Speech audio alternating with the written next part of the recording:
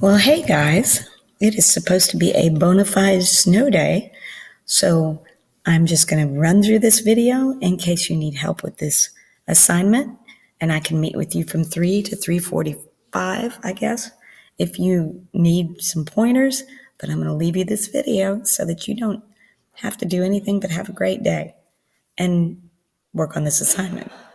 So here we go. We're looking at Tuesday, February the 16th. Yay! Here's my Google Meet. Here's my code, Hardin's new link with no apostrophe. And you check in between 3 to 3:45 if you need help completing the assignment. So here we go.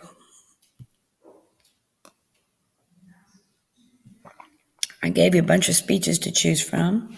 If you didn't take them home with you, which I imagine is likely, they're right here. You guys will use this as a guide for what you're looking for. We're looking for ethos, logos, and pathos. We're looking for claims, reason, and evidence. We're looking for fallacy in the argument. I decided to do an argument that came along when I was a kid from the Watergate scandal. So I'm flipping over to there, and I'll show you how this is supposed to go. So this is by Barbara Jordan. She was the first African-American Texas senator and one of the first Southern African-American women to represent in Congress. During the Watergate scandal, the President Nixon covered up the fact that he had hired people to go to the Democratic National Convention building and look for stuff that would help them win the election.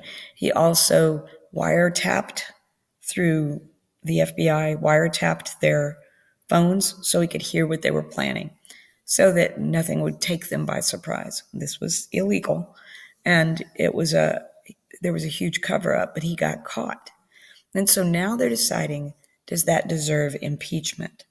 And this is in the 60s, so we've got civil rights, we've got Vietnam, and we've got this all going on at once. And they are not sure that it would be a good idea. Impeachment leaves a country vulnerable to, as far as credibility goes and as far as attack goes. Impeachment leaves you vulnerable. So they are really thinking through, even though it was horrible and he should have been called to account for what he did, they're not sure about impeachment. So Barbara Jordan asked for time, and they grant her time, and she does a great speech about what impeachment is all about. So I'm going to run through it with you and show you how I would mark it up. So she starts out and says, thank you so much for letting me speak. You are a strong man, Mr. Chairman. This has not been easy, but we have tried our best to give you as much assistance as possible. For me, and I'm going to go ahead and, no, I'm not. Where's the thing? I'm going to go ahead and mark this up with comments. So right there for me, this is pathos. She is letting people know that this has not been easy as far as a decision to impeach. And so she's making that clear with the pain that they are suffering together. And then she establishes her ethos.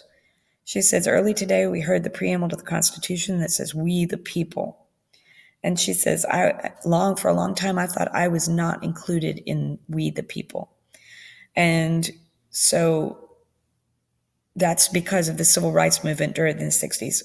And she says, now I have finally been included in we the people. So I'm going to take that and put that she establishes her ethos. And she had to make that. She establishes her her right to speak in the Senate, as well as her desire to be one with the people. Okay, So she acknowledges here the civil rights movement.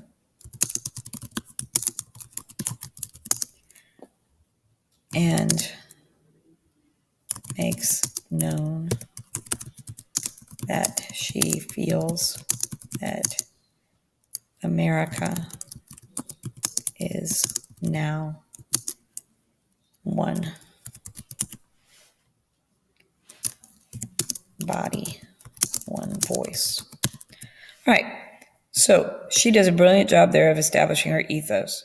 And she says that she's an inquisitor. She's asking questions to determine what's going on, if the Constitution has been in any way maligned or destroyed or misused. So she goes ahead and she does her logos. She establishes the Constitution as it addresses impeachment. And she does that, and I've already read the speech like a couple of times, and I encourage you to read your speech more than once. So you're going to write an essay over it. If it's a crappy essay, you have to know what it says and why she does certain things. So the first thing she does is I don't want that. The first thing she does is make sure that she reviews what the Constitution says about impeachment. And she does it through quotes. And she quotes former presidents and politicians who had an understanding of the Constitution as her evidence. Okay. So she talks about the nature of impeachment, what it is, and then she says what it is not, which I think is really important. She says, if the motivation is political party, then it's wrong. You don't want to impeach because you just want somebody out of office. She says, nothing short of the grossest offenses against law are cause for impeachment. You can't be petty. So she says what impeachment should not be: petty or motivated by party affiliation. She said and people, I'm sure, were thinking that. I know my parents did, when back in the day, that she's of color, she's a Democrat, and she wants to get rid of a Republican president. But she is saying right here and right now, no, the reason we're doing this is because he has broken the law and he has made fun of the Constitution by doing so and thinking he could get away with it. And she is trying to make sure that no one thinks that this is all about, well, I just don't like Republicans, so I'm going to get him out of office. Because this is too serious to be doing that. And she is very serious in her tone. And that's another thing you can analyze for your speech, is the tone. She's very humble and she's very solemn in her tone. This is not something fun. This is not something, she's not riled up. She is a lawyer, and she is checking the validity of the arguments to make sure that impeachment is a proper conclusion. And then she lists the evidence. This is more logos. She talks about the evidence. They found the money on the guys that they were given. It's related to the re-election campaign. I mean, we've got all the evidence. She establishes, this is all logos, establishes that they all know this is true. They actually got caught. This is actual evidence. The evidence and the cover up are well known. That's why anytime you hear the gate attached to a word, it means that there's been some nefarious dealings. We could have Tomball Gate or, Memorial Gate or whatever. Anytime that there's something that they're covering up or cheating at, that's what Watergate turned into. It was the name of the hotel where they did the wiretapping, etc. All right. Oh, and then she says, we have been told that we need to wait. And she counters that. She says, for 24 hours, we have waited for evidence from the president, and he has no evidence to exonerate himself, none. So she says, now is the time. We are not going to spend time messing with this. It's either going to be done and done quickly and well, or it's not going to be done at all.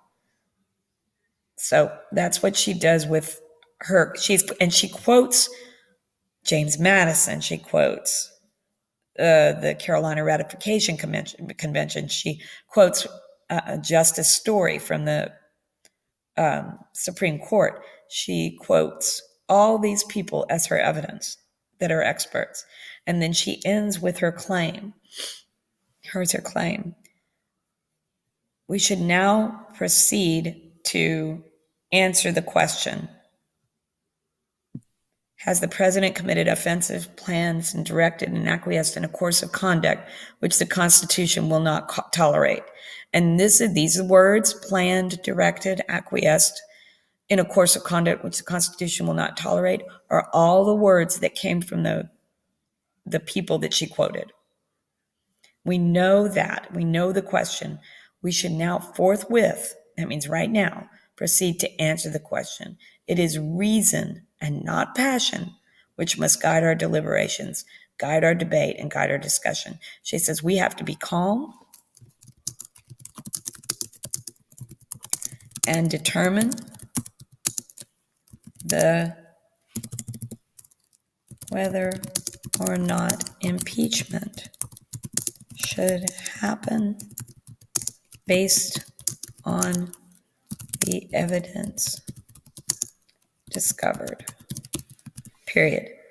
And we are not to be governed by passion, but by reason. It should not be an emotional thing. Is this true? Does it violate constitutional law? Yes or no? And so this whole speech, 3 pages, is really good with all the things that we needed. So we have our claim that right here, that this should happen. The evidence came from the definition of the constitutional law of impeachment, or a constitutional definition of impeachment. And she uses many sources to gain that definition. And then her reason is because this is not something that we can allow. People should be called into account for what they've done. She says that up here. So I've got my claim, my evidence, my reasoning, and I've got my ethos, logos, and pathos. What else do I need? Oh, is there a logical fallacy? I don't see one. Not in this one. She's not doing anything but saying we do need to carry on with this trial. It needs to be done without passion, and it needs to be done now. We cannot wait any longer because no evidence has been put forth to the contrary. And so this is a very effective speech because of her tone, which is humble, and because of her use of the evidence, which is her understanding of the quotes that she gives for the constitutionality of what they're about to do. And it was a great speech. Was it effective? Yes. There was no reason for it not to be effective unless you're just looking for an excuse because she was one of the first Black congresswomen. And back in the day, that's what people were doing. But it's a piece of work. It's a decent speech. Okay? So this is you guys. This is what you're doing. You're taking your speech, which none of them are as long as mine. So you're going to be fine. They're a page or a page and a half. And you're just going to see whether it's effective by taking it apart. Just like to see if a car engine works by taking it apart.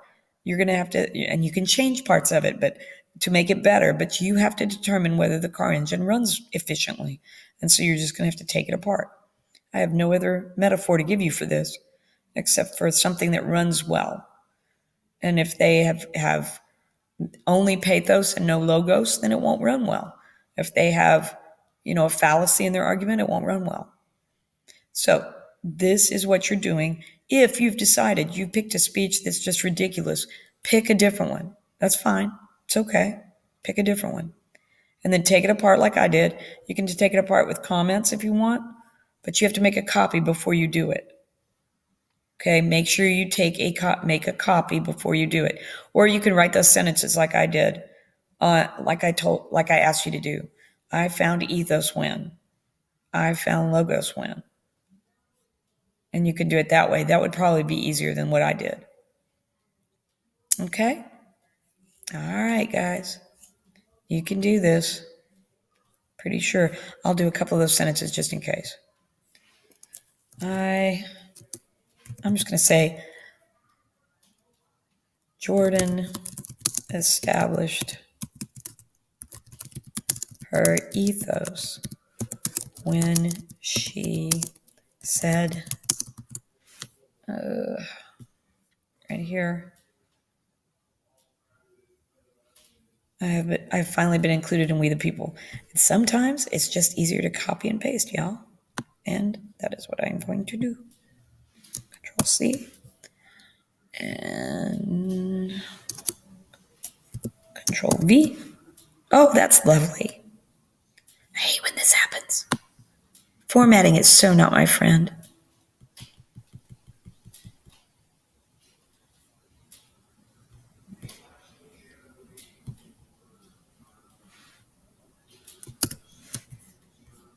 Okay. I probably could make it bigger because it didn't look as big. Okay, through the process, I finally been We the People. And then I can talk about that a little bit if I want to, as one of the first Black females in Congress, and as someone who has just gone through the civil rights movement. She did not feel that she had been part of We the People, but now that she is, she wants to make sure that everything goes according to the Constitution that helped her gain her part in America by the civil rights movement that had just occurred. All right.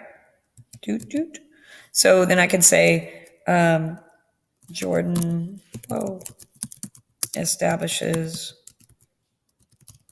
or I found pathos when she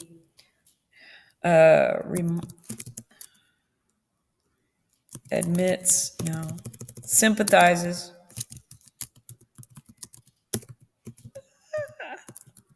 with the head of the committee. No. Who is it? The speaker? I don't know. Join my colleague, giving you Mr. Chairman. Chairman of the committee. She sympathizes with the head of the committee for having endured how difficult the impeachment process has been. Okay. And then she establishes logos when she uses the quotes from experts in the law and in government for the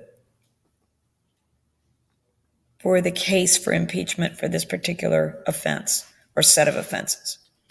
So that's what you guys can do. You can go either way. You can do comments on the side of your speech after you make a copy. Dadgummit, make a copy.